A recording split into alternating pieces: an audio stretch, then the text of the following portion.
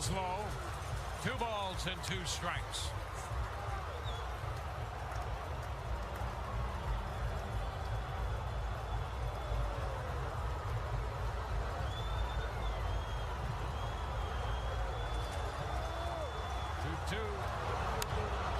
It's foul the other way and out of play. You know, we've seen Evan do that quite a bit here lately. Have put together some very good at-bats. You know, even right there, a good slider by Proctor. He finds himself starting to chase that pitch and is still able to reach out there and just foul it out and give himself another chance.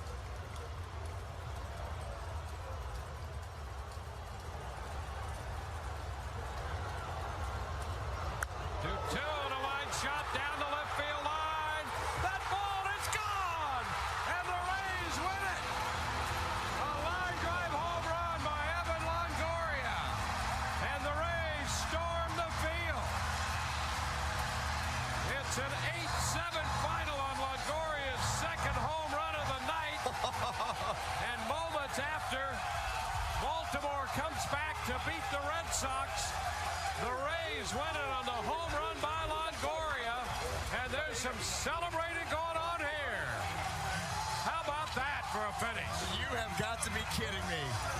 Evan Longoria coming up huge, a 3-run homer in the 8th, and then how about that, an absolute bullet right down the left field line.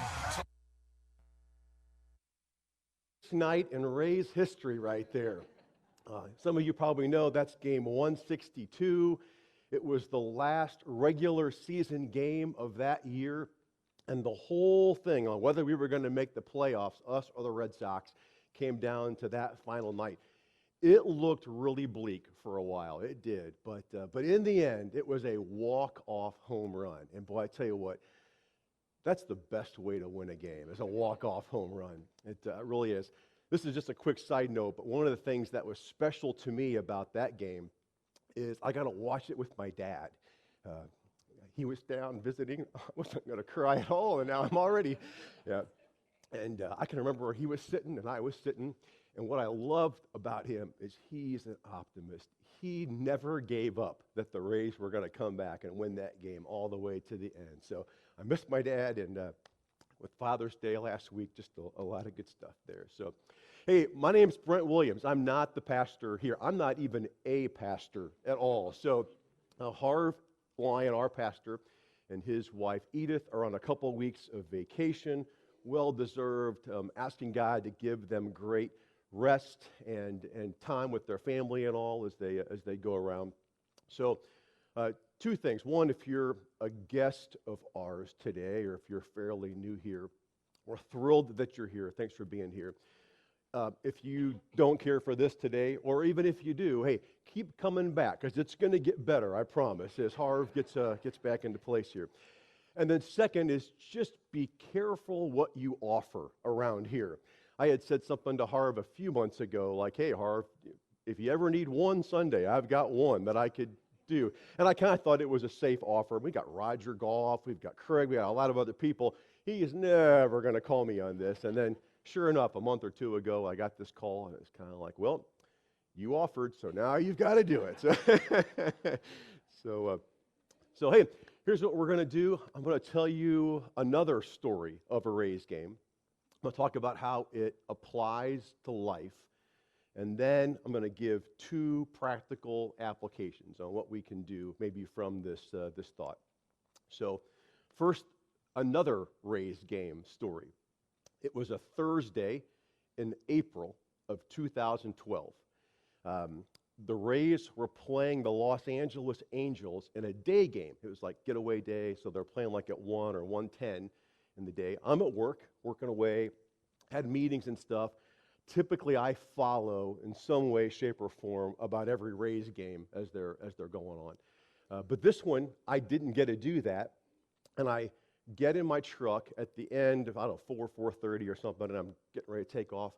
I turn it on for the first time, having any clue, and it's the bottom of the 9th. There's 2 outs, and the Rays are down by a run. So listen in for a little bit. They pinch hit this guy named Brandon Allen. Now, I know a lot of you are Rays fans. If you don't know who Brandon Allen is, don't feel bad, because I only know because I remember this one particular instance here. He wasn't with us but for a couple weeks, but he was a big, strong guy, struck out a lot, so he didn't stick around super long. But they put him in the game in this key spot with 2 outs in the bottom of the ninth. And so as I'm driving home, again, with no idea how we got to this point, I'm going to show a video. I tried to find like the audio from the radio or like from the TV broadcast. The best I could find is a guy who was there at the game, took this video, and then he posted it on YouTube. So this is going to be what happened at the end of the game.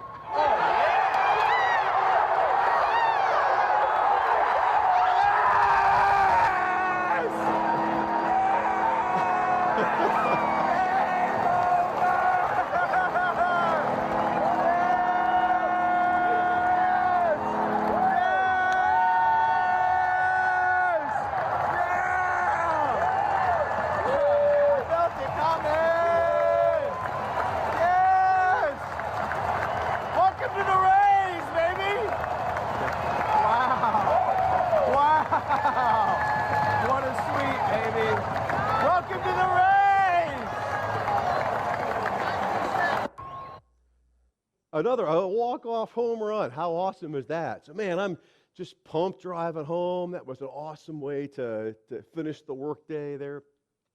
So I get home, normal stuff. I don't know, probably working around the house, doing stuff. The boys are there, and cool that all 3 of my boys are sitting right over here today. A lot of times when the Rays play a day game, when it gets to be the normal like 7 o'clock time, they show a replay of the game. And that was the case today. And so if you're watching the screen close, you'll see like up in the top right-hand corner, like where the logo is for the TV station, there'll be like, don't show that yet there. They'll show like a thing where it says replay on there. And so but if you're not really paying close attention or looking for it, you probably missed it anyway. So we're just watching the game, and as we normally would, doing other stuff, but the game's on. And I'm realizing as we get into this a little bit, the boys have no idea that this is not live, that this is a replay of what happened earlier. And I just kind of let it go for a while, really even all the way till we get to the bottom of the ninth. Brandon Allen, comes in as the pinch hitter. I couldn't help myself. I just kind of said, boys, I got a really good feeling about this. I do. And then sure enough, boom, he hits the home run, and we're jumping around, celebrating, enjoying it. And then I kind of slowly walk over to the screen and point to that replay sign on there and fessed up that I had heard the walk-off home run earlier and played along. I didn't wager anything, though. If you were just wondering, did I? I did not do that. So, here that was a bunch of years ago, and I still remember that game. Part of it was because I got to tease the boys with it. That was really funny. But another part, too, is I remember how I felt while that game was going on. Now, remember, I had never seen any of this game until hearing that end. It wasn't like I was re-watching a game that I had already seen. This was new baseball to me, except knowing what the end looked like. And so that game, when we were losing, in the bottom of the ninth, it had a lot of ups and downs to it. I took a picture of the box score of that game. So if you understand box scores, the Rays scored first, a run in the bottom of the first inning. So, hey, a great start. Then we go along, not much happened. The 5th inning, we gave up a run. The 6th inning, we give up 2 runs. We got one back, so we're down 3-2, and then there you can see the 2 in the bottom of the ninth. There was a lot of bad that happened in that game. And yet, I had this calm about me. I had this confidence. I wasn't anxious. I probably live and die too much by the Rays. But I did not have that feel or angst at all while this game was going on, while I'm watching it, because I knew what was happening. To make it worse, my favorite Rays player of all time is a guy named Ben Zobrist, who was playing in this game. Ben committed an error that gave them one of their runs, and he got picked off at second base in the game. So even the things that I cared about, care about more, still it was ugly there for bits. So I want to take that story and kind of tie it to life on earth here a little bit. So it's my Bible, and this is my world view. It really is. I mean, I have completely bought in and leaned in to this being true from cover to cover. I believe in the beginning, in Genesis, God made the world, He made creation, and He said, it is good. Then He made people. He made us. And after He realized that men needed help, and He made women to help us, then He said, it's very good. And we had this perfect environment, this perfect relationship with God at that point in time. Well, that was Genesis 1 and 2. Then we get to Genesis 3, and we kind of mess it all up. Sin comes in, and then, not to like bridge over a whole bunch, we just have a lot of history there of sin taking its toll on creation and on human beings and what that means.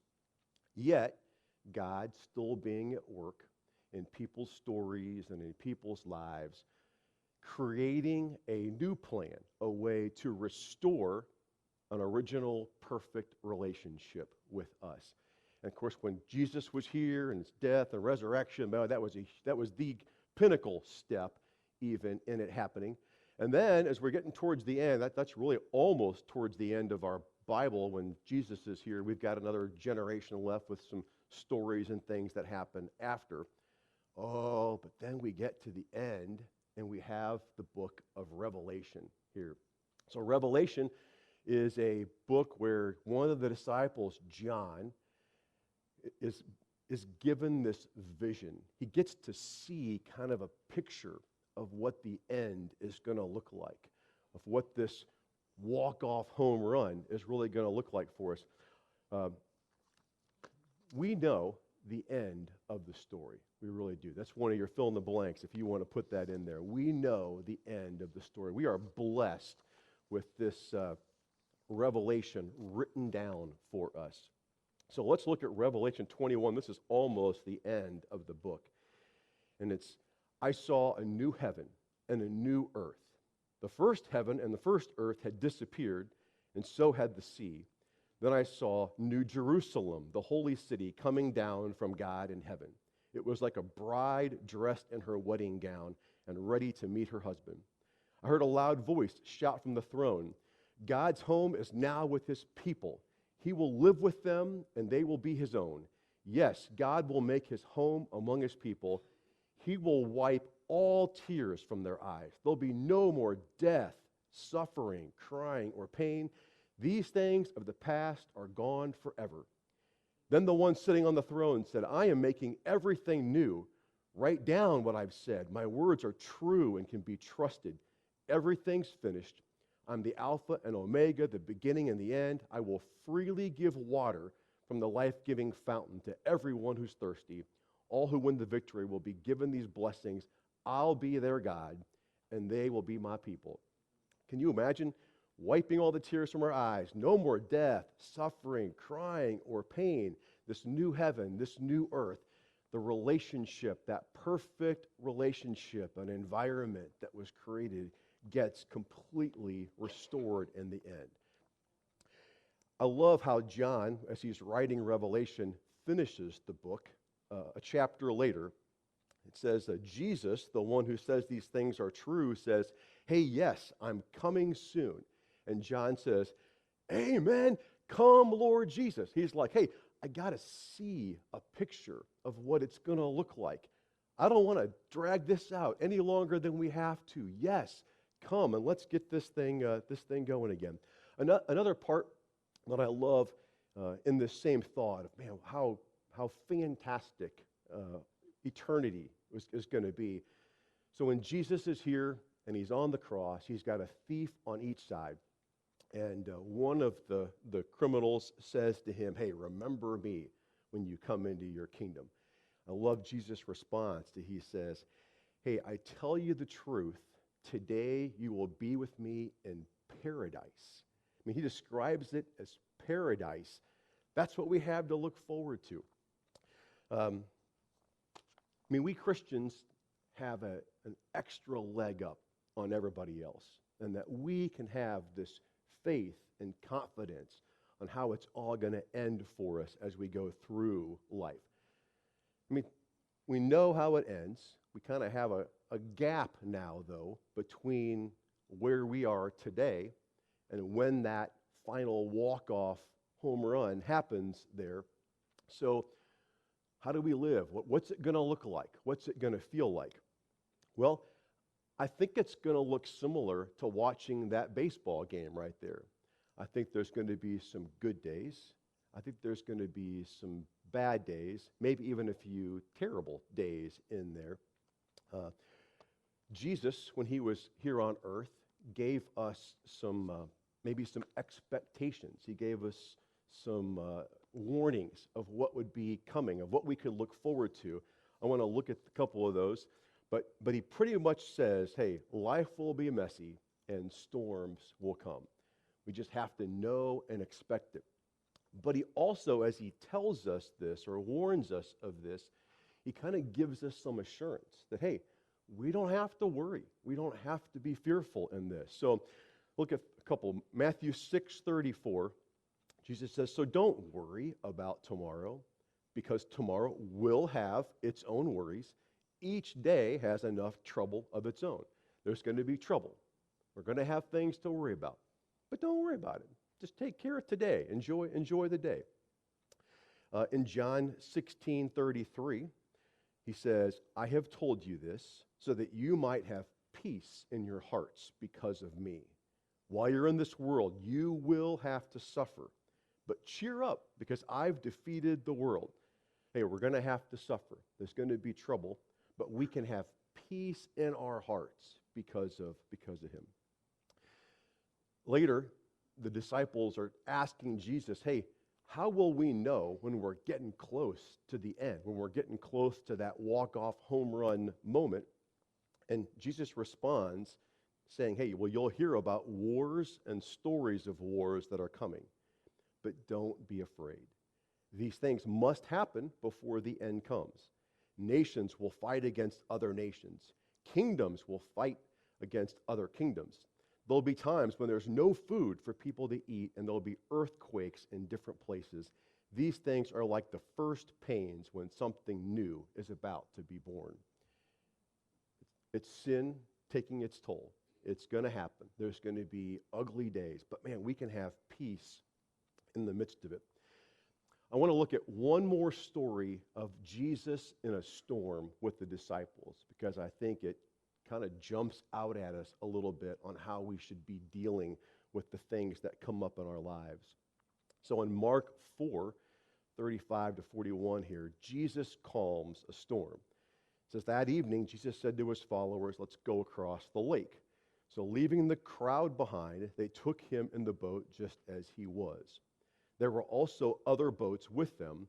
A very strong wind came up on the lake, and the waves came over the sides and into the boat so that it was already full of water. Jesus was in the back of the boat, sleeping with his head on a cushion. But his followers woke him and said, Teacher, don't you care that we are drowning? Jesus stood up and commanded the wind and said to the waves, Quiet, be still. Then the wind stopped and it became completely calm. Jesus said to his followers, Why are you so afraid? Do you still have no faith? The followers were very afraid and asked each other, Who is this? Even the wind and waves obey him. That line, why are you so afraid? Why do you still have no faith? It challenges us. It challenges me to say, hey, am I living like I truly believe that God's at work in all the things that we're doing and that we can trust his hand in this? In this picture of Jesus and storms, two things jump out at me. One was that Jesus sent them in the storm. If you didn't catch it, I want to go back and read the first verse again. That evening, Jesus said to his followers, let's go across the lake. This was his idea, to send the people, for them all to go across the lake. I don't think at all that he was caught off guard by the storm, that he didn't know it was coming. I think he was saying, hey, I'm going to test. I'm going to see how they respond. They've seen me heal people. They've seen me do all these things. How will they handle it when this storm comes?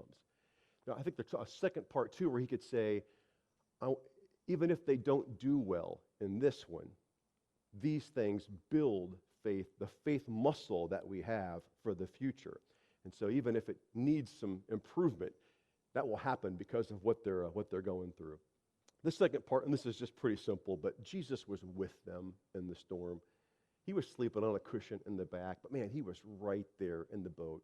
We know that when we're going through our hardest days, our hardest times, man, he is right there walking along with us, caring for us in the midst of it. So we know the end of the game, the end of the story. We can be fearless. We really should. Our light should shine when days get tough because we've got a different foundation, a different confidence than the world does. I've got a video here. We might get to look like this guy here.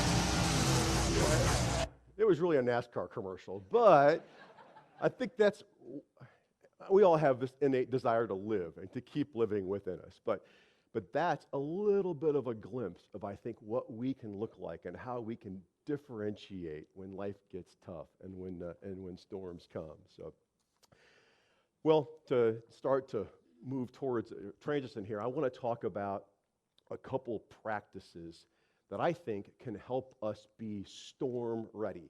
We get hurricanes around here and talk about being storm ready or hurricane ready. So I want to go over two thoughts or two different practices that I think can help us in that. I'm not sure they're ever going to let me back up here again. So when you only have one chance, you kind of want to make sure that you say, hey, everything that you want to say. And so I am really going to share two practices that have made the biggest difference in my life.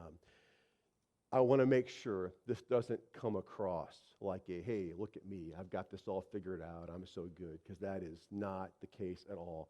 I still make a lot of messes, and I still need God's work in my life day in, day out. In fact, this game was in 2012, and in 2013, I put this devotional thought together for Cody's baseball team, the Tomahawks. All of the families, we were away for a baseball tournament and all going to be gone on Sunday. And I said, hey, why don't we meet together and I'll share a little something since we're all going to be gone. And they were willing and jumped in, so I put this together. And then a few years later, I had the toughest storm of my life come up, had to walk through. And there were days where I literally felt, Brent, how's that fearless thing working out for you right now? And I had some good days, but I had a couple tough days in that and trying to be fearless and show that fearless part through it. I want to also honor that these two things I'm going to share, they are not original to me. I am blessed because C12 and Rob Taylor and some people really encouraged and pressed these on me and my life.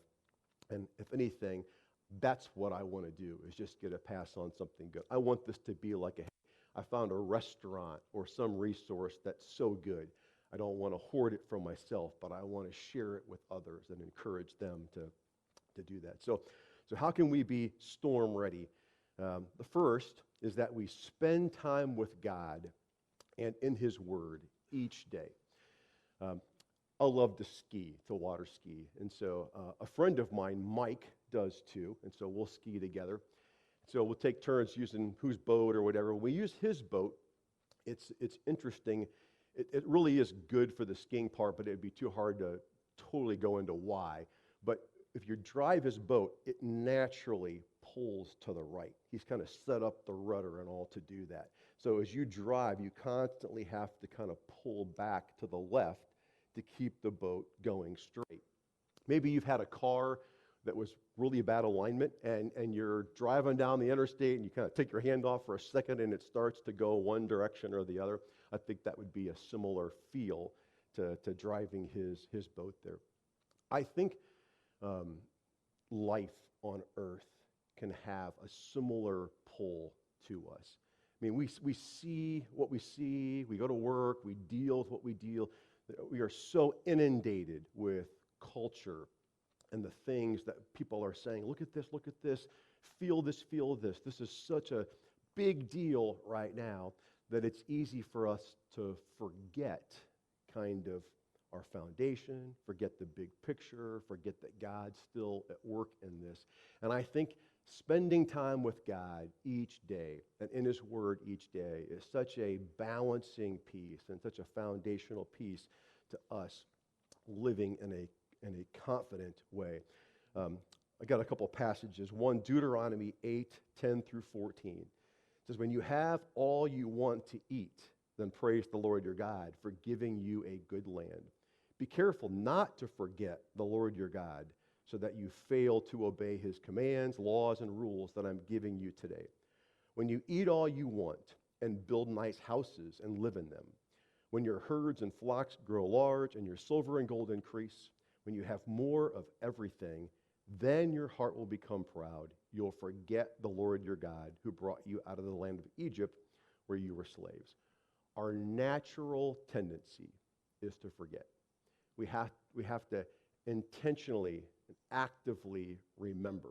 And I think spending time with God in His Word each day helps us remember and fight against our tendency to forget. Then Joshua 1:8-9 says, study this book of instruction continually.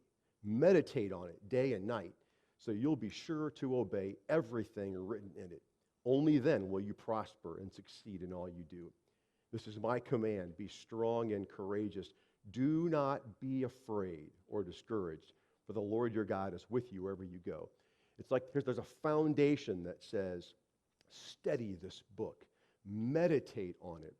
And then it even adds, hey, obey and do what it says. And then it says, then don't be afraid. Be fearless in it. But those foundation pieces of studying the Bible, meditating on it, help us be like that.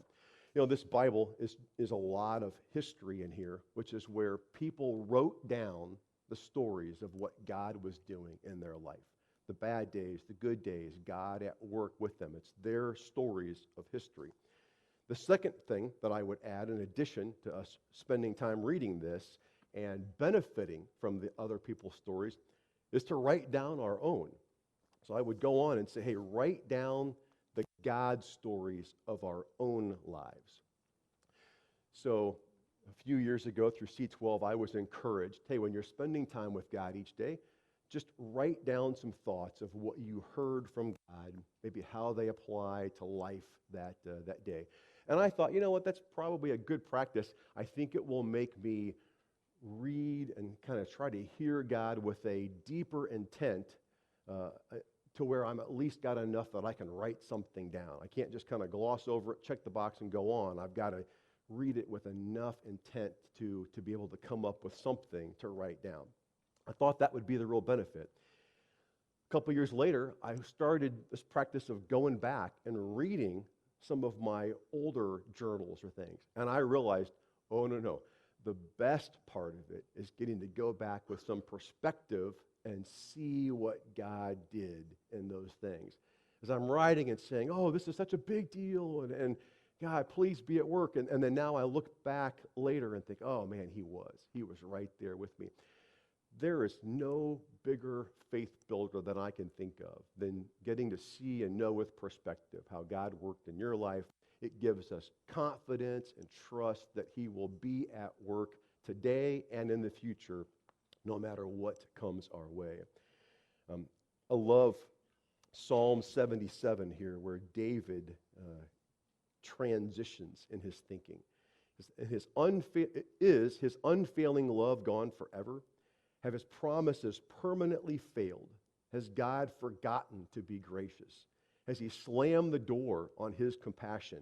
And I said, this is my fate. The Most High has turned his hand against me. Oh, but listen to this. But then I recall all you've done, O Lord. I remember your wonderful deeds of long ago. They are constantly in my thoughts. I cannot stop thinking about your mighty works. Oh God, your ways are holy. Is there any God as mighty as you? You are the God of great wonders. You demonstrate your awesome power among the nations. By your strong arm, you redeemed your people, the descendants of Jacob and Joseph. When the Red Sea saw you, O God, its waters looked and trembled. You see the night and day difference in his attitude or his feeling? Where's God? He's turned his hand against me. But then he remembered all that God had done for him, and he walks away saying, you are the God of great wonders with a strong arm and awesome power. I think those stories, writing down our own stories, I mean, God's still at work. The same God that was here is still here today, working in our lives. It can be powerful to write those down. And I think it can also be a great thing that we hand off to the next generation, to our kids and grandkids, to be faith builders for them, where they got to maybe see and experience it firsthand as well. So, all right, and wrapping up, just 4 questions I want us to kind of take our time, but think through. So the first one is, am I fearless or afraid when storms come? Are you in a storm right now? Have you just come through a storm? How did you do? Were you fearful? Were you fearless? Were you confident that God's at work? How are you doing on being fearless there? The second question that I would ask us to think through is, am I content with my time with God and his word? Do I have a good practice of keeping myself away from the pull of culture and the pull of today and being so consumed in today? The Bible app on our phones, there's so many great resources to get us spend time with God. I'm going to be honest and say, for me, the best has been to actually read the paper version of a Bible and just do one chapter at a time, taking my time, highlighting, writing in it, and really trying to get perspective of the whole book, the whole thing, versus just a little dab here and there of different passages. But listen, the key is to do something consistently. So are we content with the time that we have with God and in his word each day? Question 3 is, what God stories of my own can I write out? Certainly you've got 3 or 4 or 5 areas that you can think back in time where, man, God showed up in that. Don't let that go to waste. Let's write those things down so that we can be encouraged even later on, but also so that maybe those behind us can be encouraged just as well. Then the last question is, hey, have I settled that God's word is my worldview? If you wanted a reason to be fearless, I think that would be it. If you just say, hey, I don't have confidence, I've not put my faith in that this is true all the way to the end. If that's you, I would just encourage you to really hang with God on this. Maybe even start some of these practices of spending time in his word each day and writing down those stories where he's working in our life. And I think today could be a special day where you say, hey, you know what? I didn't come in expecting this, but I'm going to walk away believing that this is true from beginning to end, that Jesus created the way for me to have a walk-off home run in my future, wherever that is, and can have confidence in that. So, hey, I'm going to pray. Thanks for being here and a part of this, but blessings on everybody as we head off for the day. So, God, thank you for your word. Thank you for revelation and you giving us this picture of how time ends and that we get to have eternity with you, God. Thank you for Jesus' sacrifice on the cross for us. God, we want to be fearless. We want the confidence and faith that we have in you to show through and to be a testimony to the world and those around us when trouble comes. We know it's coming. So when trouble comes, we want that to show through in our lives. God, I pray that we would all think through time with you and spend time with you, that we would write down these stories that can be so helpful. God, I pray blessings on each person here today. I pray that you'd be at work in our lives. Those that are in storms right now, I pray special blessing on them, that you would be real to them and close to them going through that. God, for our day, for all the things going on in our world and lives, God, that you would just be right at work in the midst of it. Blessings on each person. Amen. Thanks again.